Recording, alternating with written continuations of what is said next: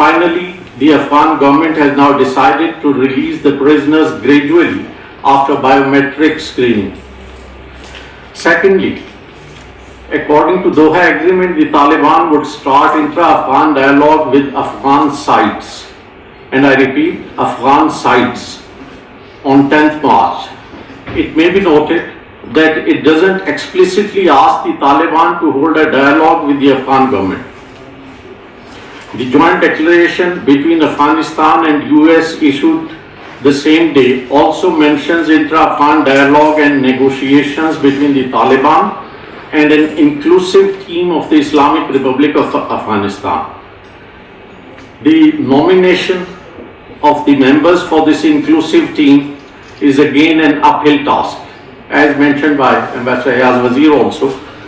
The government needs to bring on board all major political and ethnic groups, but at the same time, the government would perhaps be hesitant to include its major opponents in the team.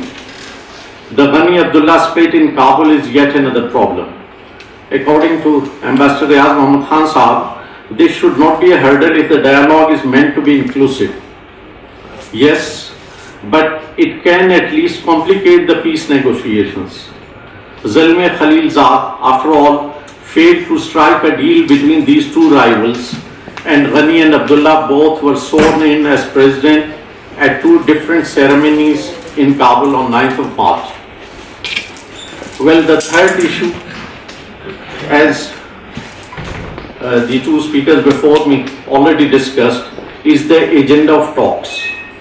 According to the agreement, it will include a permanent and comprehensive ceasefire, date, modalities, joint implementation mechanism, and agreement over the future political roadmap of Afghanistan. The Taliban may ask to form a new constitution or at least suggest some major changes in the current Afghan constitution. They may also seek major share in government, while the other side may want to retain the democratic institutions established after 9/11 and seek guarantees about human rights, women's rights, right to education, etc. The Taliban claim to have changed. This is about the question that was already raised.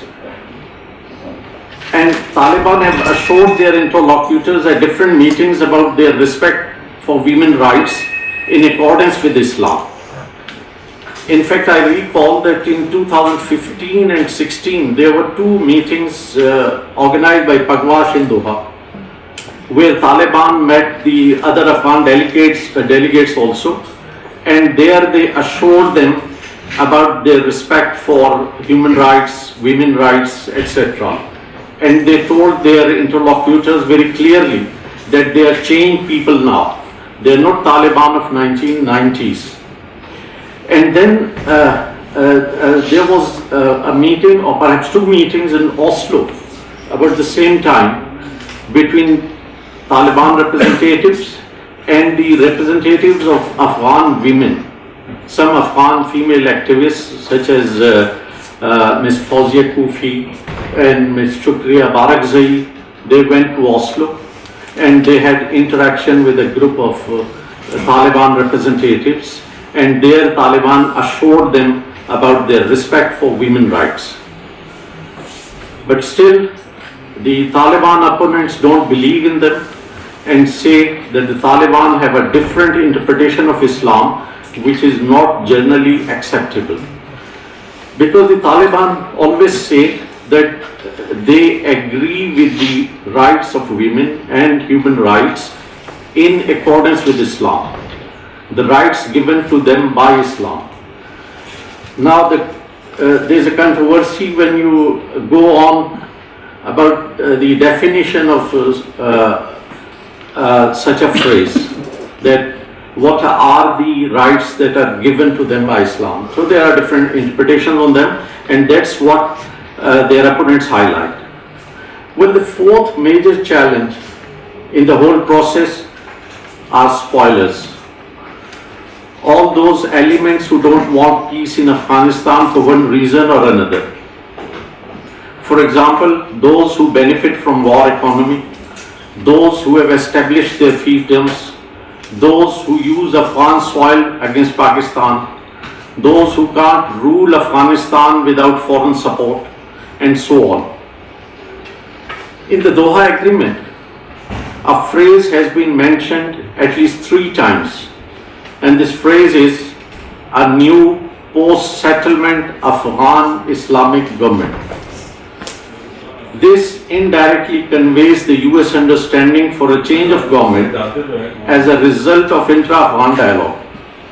This gives the reason for scuttling efforts by Ashraf Ghani, Amrullah Saleh and Hamdullah Mohib, because they know that immediately after the Afghan dialogue, their government is going to end. On the other hand, Taliban are already addressing themselves as Islamic Emirate of Afghanistan and see themselves as a government that was removed by the US and has the right to resume power with the exit of the US troops. Well, I've seen in the paper this morning that Taliban have announced Mr. Mullah Haibatullah Akhund as the president of Afghanistan. So the third president now.